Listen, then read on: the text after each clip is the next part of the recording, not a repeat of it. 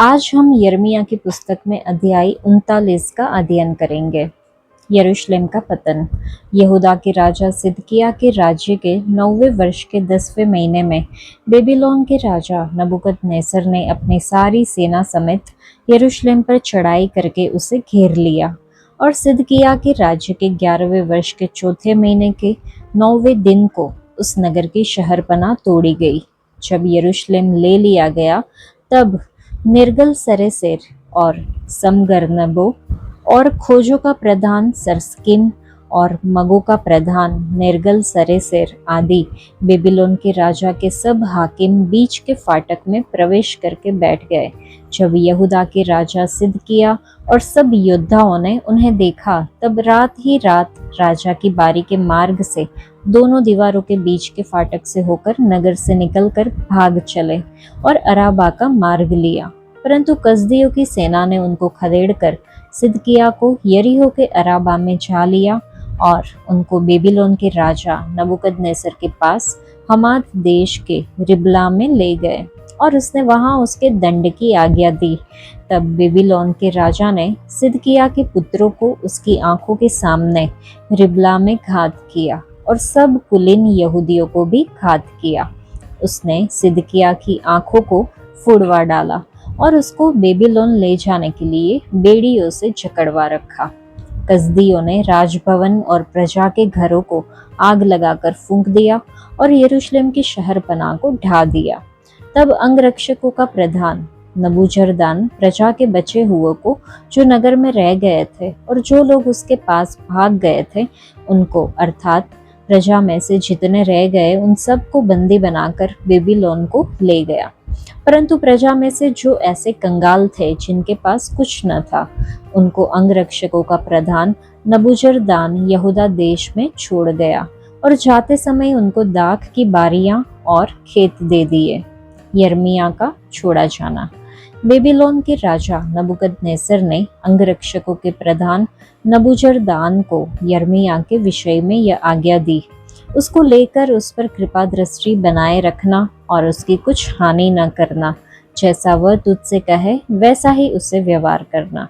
अतः अंगरक्षकों के प्रधान नबूजरदान और खोजों के प्रधान नबूसजबान और मगों के प्रधान निर्गल सरेसेर, ज्योतिषियों के सरदार और बेबीलोन के राजा के सब प्रधानों ने लोगों को भेजकर यिर्मयाह को पहरे के आंगन में से बुलवा लिया और गदल्याह को जो अहीकाम का पुत्र और शापान का पोता था सौंप दिया कि वह उसे घर पहुंचाए। तब से वह लोगों के साथ रहने लगा। एबेद-मेलेक के लिए आशा। जब यिर्मयाह पहरे के आंगन में कैद था तब यहोवा का यह वचन उसके पास पहुंचा, जा और एबेद-मेलेक कुशी से कहे, इस्राएल का परमेश्वर सेनाओं का यहोवा तुझसे यूं कहता है, देख मैं अपने वे वचन जो मैंने इस नगर के विषय में कहे हैं इस प्रकार पूरा करूंगा कि इसका कुशल न होगा, हानि ही होगी और उस समय उनका पूरा होना तुझे दिखाई पड़ेगा।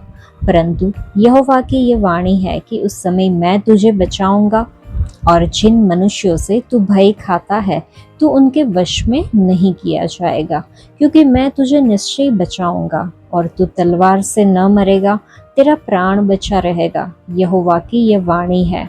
यह इस कारण होगा कि तूने मुझ पर भरोसा रखा है। इस अध्याय में तो हमें वफादारी और विश्वासघात के बीच एक महत्वपूर्ण अंतर दिखाई देता है। यहाँ हम एबेद-मेलेक से कहे गए परमेश्वर के वचन को देखते हैं, जो एक इथोपियाई था जिसने यिर्मयाह को एक गड्ढे से बचाकर विश्वास और साहस दिखाया। हमें याद दिलाता है कि भय और अनिश्चितता के क्षणों में परमेश्वर की वफादारी सबसे अधिक चमकती है। दूसरी ओर हम राजा सिदकिय्याह की विश्वासघात और कमजोरी को देखते हैं। राजा सिदकिय्याह ने उद्धार के परमेश्वर के वादे पर भरोसा करने से इनकार करके अपना जीवन खो दिया। यिर्मयाह ने उसे लगातार चेतावनी दी थी, लेकिन उसकी आज्ञा उल्लंघन के कारण उसे अपने बेटों की हत्या देखनी पड़ी और फिर उसकी आंखें निकाल दी गई। उसे जंजीरों में जकड़ दिया गया और फिर बाबुल ले जाया गया। हम सिदकिय्याह के बारे में फिर कभी नहीं सुनते।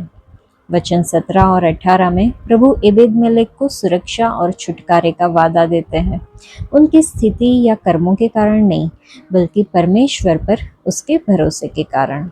जब यिर्मयाह को देश के हाकिमों ने भूमिगत कोठरी में डाल दिया था, तब उसने यिर्मयाह की जान बचाने के लिए अपनी जान जोखिम में डाल दी थी।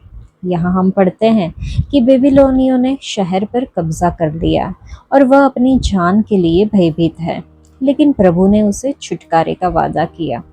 ऐसा इसलिए है क्योंकि उसने प्रभु पर अपना भरोसा रखा। लिखा है, क्योंकि उसने परमेश्वर पर अपना भरोसा रखा, इसलिए उसे परमेश्वर से विशेष आश्वासन मिले। इसलिए आज प्रभु हमसे विशेष वादे करते हैं यदि हम उन पर अपना भरोसा रखते हैं। पवित्र शास्त्र में लिखा है कि धर्मी पर बहुत सी विपत्तियां पड़ती तो है, परंतु यहोवा उसको उन सब से मुक्त करता है। वह हमें हमारे क्लेशों से छुड़ाने जा रहे हैं। परमेश्वर हमारे व्यक्तिगत संघर्ष को जानते हैं और हमारी अद्वितीय परिस्थितियों में हमसे मिलते हैं।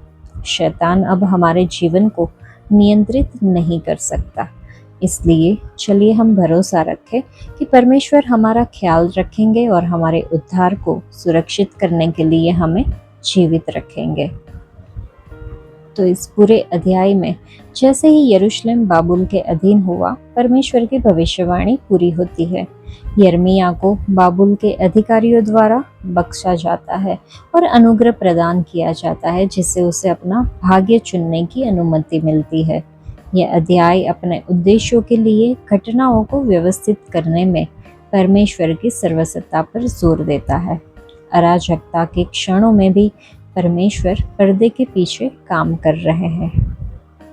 परमेश्वर ने यहूदा के लोगों पर उनके द्वारा आज्ञा उल्लंघन करने के कारण अपना न्याय दंड भेजा। बाबुल के राजा ने यहूदा पर आक्रमण किया और उसे नष्ट कर दिया और लोगों को बंदी बनाकर बाबुल ले गया, जहां उन्हें 70 वर्षों के लिए अपने देश से निर्वासित कर दिया जाएगा।